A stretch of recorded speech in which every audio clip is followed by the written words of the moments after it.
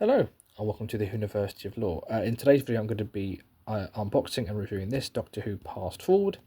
This is the latest 7th Doctor set. I have to say this is one of those sets where I wasn't particularly looking forward to it, in the sense that I wasn't sure about how it was going to work with a story sandwiched between two other stories, and I was a bit upset about the fact that these two characters were, like Naomi and Harry, were leaving so quickly, because I've really enjoyed them with the 7th Doctor and I felt like we haven't had enough time with them.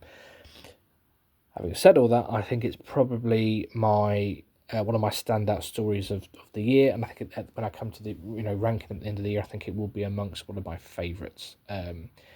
So without further ado, let's get it unboxed and let's get reviewing it. So first of all, the premise. So obviously we were aware from this that this is the handover box set where we've got Harry and Naomi leaving, and then we have got I've gone completely blank on her name, from Delta and the Bannermen.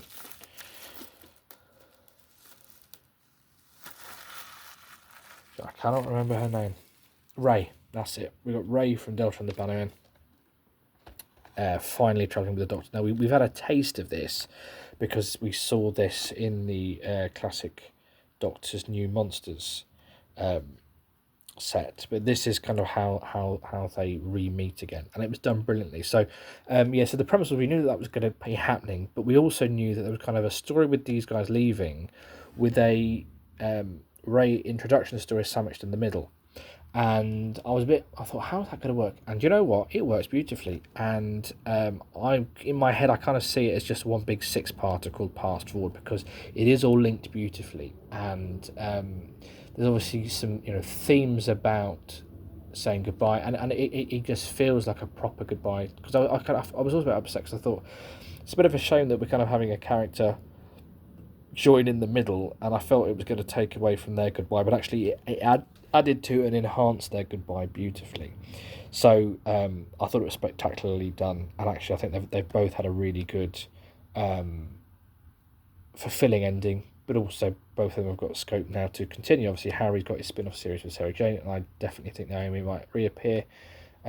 Spoiler alert, might reappear in some of the kind of unit stuff going into the 21st century, and potentially now with the 15th Doctor regenerated, if we get the license to the 15th Doctor at Big Finish, you might see some unit stuff set in unit towers post Reality War with Naomi. I think that would be really fun.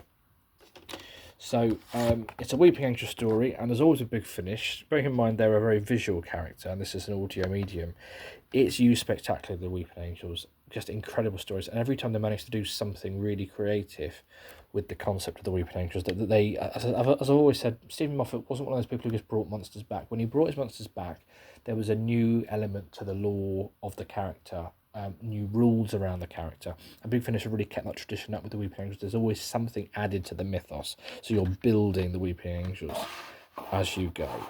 So the first story is called With the Angels Part 1, and it continues with the Angels Part 2. I'm going to treat it as one big story.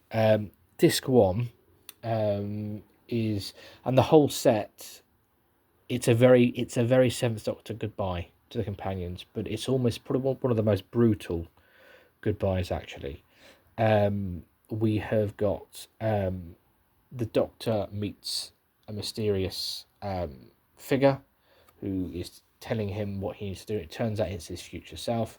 His future self knows that this is the end for Harry and Naomi, and the Doctor leaves their files out for them to look at. Harry discovers that he did return. Naomi realises that she went missing, but she then admits that she never wanted to go home because she felt more relaxed in the 21st century. And there's that kind of thing, well, how's this going to happen? Is it going to be the Angels? Is Naomi going to even survive this? So that it up the stakes dead to win. That's basically what happens in this story. The only other thing we discover is that an angel has been broken into small pieces and turned into a chess set. So you've got a chess set of many little Weeping Angels. So this really sets the whole box set up. And at the end we have a cameo from Ray, and then we kind of take it back. So Harry and Naomi get whisked away by the Weeping Angels. Oh, here's the booklet. There we go. So Harry and Naomi get whisked away by the angels. Harry to the past, Naomi to the future. And in Ray's first story, now of course what you have to remember with Ray is that Delta and the Bellarmine is set in the 1950s, and this whole story is basically set in the 1990s. So we're talking about 40 years later, which makes sense with it being 40 years since Delta and the Bellarmine for us as an audience. In this second part, there's been a bit of a shredding with the timeline, and it all converges on individuals who are living at the time that our story is set in the 90s, that midpoint. Naomi's been whisked to the future, I think to the present day. Harry's been sent back, and between the two of them, essentially, the Doctor is able to try and whizzing back and forward in time with a because he can't use the TARDIS, he's using a vortex manipulator. He's able to try and stabilize the timelines, but obviously not without the help of Ray, who he meets along the way. She's very much embedded in this story, so it's a nice little sidestep from the main Weeping Angel story. But it was just nice to have a little bit extra for Harry and Naomi, and then to have Ray introduced in such an explosive way. And it felt like her story, while the other two... So I think we had a really emotional story for Harry and Naomi in part one. You felt really worried for them. And then in part two, it was very much Ray's introduction. Just a nice, solid story for those two characters, Harry and Naomi. And then coming to the final again. So we're continuing to get to know the Doctor's new rapport with Ray. We're picking up where they left off. But also at the same time, we're finally saying goodbye to Harry and Naomi, but it's not as tragic as we were worrying about it in the first episode, and they kind of both get to settle down, and they've both got what they want from their travels with the Doctor. And then at the end, we then get the Doctor going off with Ray. Again, great use of the Weeping Angels, the concept of the chess set. There is a really interesting family dynamic with... I want to say that they're the villains. They're a family who the son is using the angels, and there were some really quite emotional scenes between the siblings and between the dad and the child. And it's one of those stories where this character is evil, but you kind of feel sad when you find out what it is that's made them that way, the way they've been treated by their family. So that was really interesting.